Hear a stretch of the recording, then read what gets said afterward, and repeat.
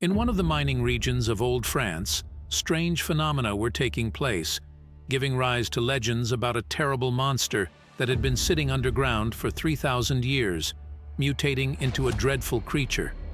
In 1965, a young man named Amir had a terrible dream in which miners died trying to escape from a dreadful creature. Waking up from the nightmare, he hurried to the call of a friend who reminded him that they should leave soon if they wanted to get a job. But before we get started, if you're new to the channel, please subscribe and turn on notifications to receive our new videos. As soon as the boys reach the recruitment point where those wishing to get a hard but well-paid job in the mine are gathering, the foreman holds two stamps in his hands, a red one for those who are not suitable, and a green one for the selected. He starts moving along the line. Amir was rejected, but in desperation, he snatches the green stamp from the recruiter's hand and stamps himself with several green imprints. Amir heads to a mining company in the north of France, unaware that he has been assigned to the fifth mine, which the miners call the Devil's House. One day, a famous scientist, Professor Berthier, arrives and needs to descend specifically into that fifth mine, usually reserved for offenders.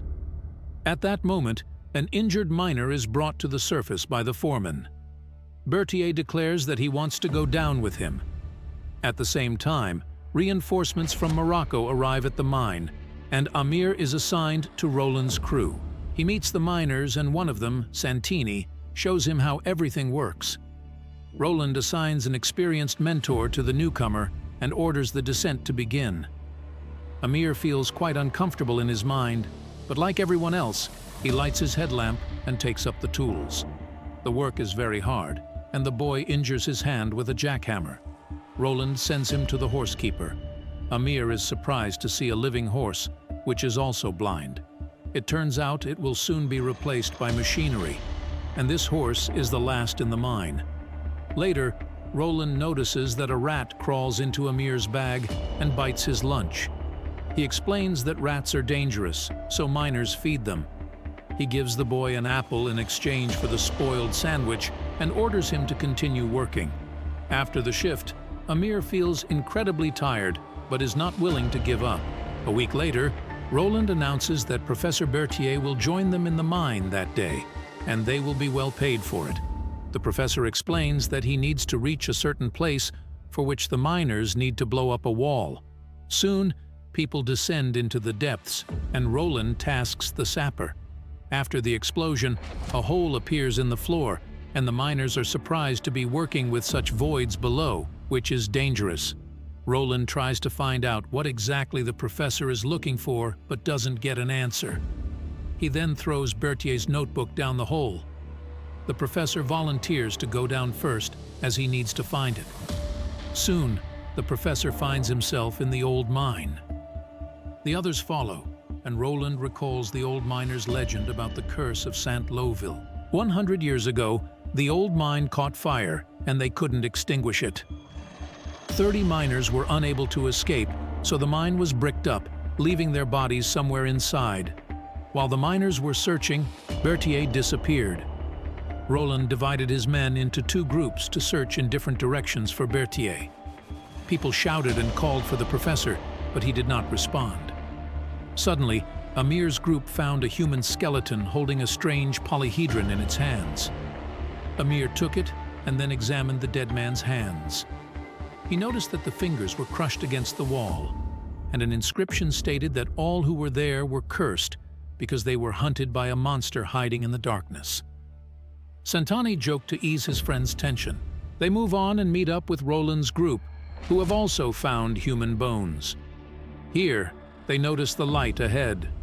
Berthier is soon caught up by the miners, who demand an answer as to why they were brought down here, because no one believes the nonsense about samples anymore. He promises to tell everything if they make another passage. The sapper conducts another blast, opening the entrance to the next dungeon. Berthier rushes and marvels at the high cliff, examining the walls and taking samples. He explains that the walls are several thousand years old. Meanwhile, the rest of the group discovers a pile of human bones mixed with old weapons. Berthier cannot explain what happened here. Perhaps these were guards who protected a sacred place. As the flashlight beams illuminate an ancient sarcophagus, the professor takes pictures. However, Roland demands that they return. As they head to the exit, the ladder is already set up, and the horse is waiting. Suddenly, the horse breaks free and runs into the darkness. Everyone is puzzled when there is a collapse, and the entrance to the dungeon is blocked by stones. It turns out that Santini is seriously injured. There is no one in the mine above because Berthier demanded complete secrecy. Roland, barely containing his anger, curses the scientist. They need to take care of the wounded and send the others to look for passages while he sets the injured man's leg. The men disperse in different directions while Roland shares his thoughts with one of the miners. When they get out, the mine will likely be closed, and scientists will come here. Amir finds his colleagues at the sarcophagus, attempting to open it. Despite his warnings, they don't listen. The lid is too heavy to open by force. Then, Amir remembers the polyhedron he found and uses it to open the lid. Underneath, they find something covered with fabric, on top of which are precious ingots. The miners quickly start collecting them, knowing that the mine will soon be closed. Amir tries to stop them, but they threaten him, and he runs away, feeling sorry for himself. While those remaining at the sarcophagus argue about the disrespect of the dead, they fail to notice something emerging from the sarcophagus. Amir hears wild screams and sees the miners who desecrated the tomb running.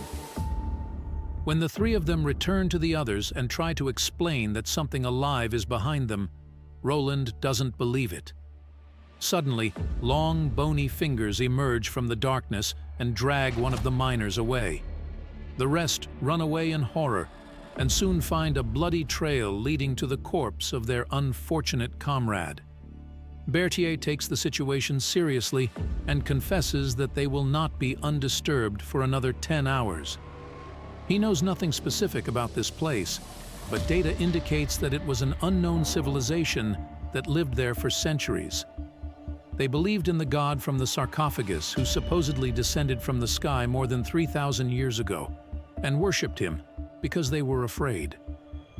Then, Amir joins the conversation, stating that it's not a sarcophagus, but a prison. He can draw a map of the dungeon and show where everything is. Everyone then remembers Santini and rushes to the debris. The wounded man heard strange sounds, and when he lit the corridor with his lamp, he suddenly saw something huge with long, clawed hands. He screamed in horror. When the miners arrived, they found only the empty stretcher on which their comrade had been lying. As the miners directed the light into the shaft, they saw the monster holding Santini in its claws and then tearing him apart in front of the people. The enraged men rushed forward, but the creature released the miner and disappeared into the darkness. However, they could not save their friend, and he died in their arms. The miners decided to lure the monster into one of the tunnels and blow it up with the remaining explosives. They had to decide whether to kill the monster or escape themselves. Berthier suggests returning to the graves to read the inscriptions. He believes that they may indicate a way out, as the ancient inhabitants must have had a way to access the area. The miners go to the grave and soon find a place where human skeletons lie between iron bars. At first glance, it looks like a prison, but Berthier explains that these were volunteers who were sacrificed to the gods. At least that's what is written on the wall. They go further and find blood on the walls. Inside the burial chamber, there's a whole pool of it.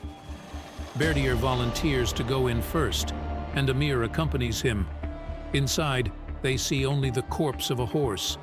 But as soon as they enter the chamber, the professor presses a secret lever, and the entrance closes with a stone. Amir screams in horror, and Berthier is surprised. Did he really think he could trust the miners? As soon as he finds the way out, they will just kill him. Berthier and Amir start reading the inscriptions on the walls and learn that there are 9 such graves around the world. At the right time, the sleepers will wake up, and until then, they must be fed by volunteers.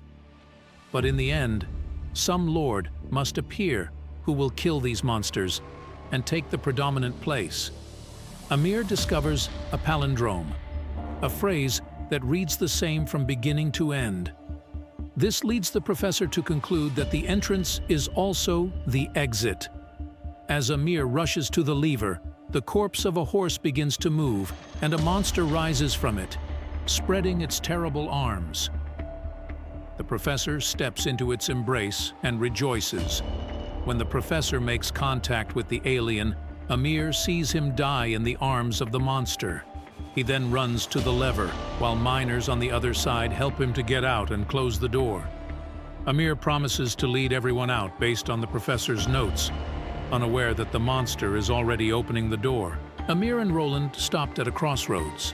While Amir was reading some notes, they suddenly heard characteristic sounds. Roland suggested turning off the light, and everything went quiet. When they lit the lamps, they realized the monster was very close. It killed one of them with a single blow and dragged another into the darkness. Amir and Roland managed to escape. The foreman asked the young man to find a way out, but he suddenly warned that the monster would kill the entire village if it got out. Roland is furious that he has lost all his friends, and he considers Amir to be nothing to him. From this moment on, they will go their separate ways. Amir talks about the pallets room and points in that direction. They soon come across a new bone graveyard, which turns out to be a long-lost miner's graveyard. Roland realizes that the only way out is here, but it was bricked up when the mine collapsed. However, there's a well for sacrifices that leads straight to the surface. Amir immediately understands where they need to go, but suddenly the monster's hands appear in the opening of the debris. It grabs the young man by the legs and drags him under the stones. Roland can do nothing and is left alone. After some experience, he opens the professor's notes, takes all the remaining explosives, and starts back. Soon, he finds the well filled with human bones. Meanwhile, Amir regains consciousness and sees a monster sitting on a throne, holding one of the miners in its hands. He pleads with the creature to release his friend. While groping on the ground for an iron knife, the monster tears off the captive's head and then suddenly starts talking to Amir on behalf of the alien. The young man realizes that the monster becomes stronger with each life it takes, and they merge, becoming a deity. He refuses to prolong the monster's life and plunges the knife into the chest of the alien. As it screams in pain, Amir starts to run and finds the well, which Roland is already climbing. Delighted by his appearance, Roland extends his hand to the young man, and they climb the tall vertical shaft, inserting the remaining explosives into the crevices. But then the monster catches up to them and climbs after. Roland realizes they can't escape and asks Amir to turn the handle of the explosive box, understanding that they are doomed to die with the alien. Amir feverishly turns the handle, but there is no explosion. Then Roland descends to his comrade, takes the box, turns the handle himself, and when he sees everything is ready, encourages the young man. They both grab the handle, and the explosion engulfs both the alien and the miners, forever sealing the entrance to the cursed dungeon. The oldest tale of human greed and the insatiable thirst for knowledge and glory turns into an exciting journey. The story reminds us once again that even in an underground battle with a monster, it's important to remain human.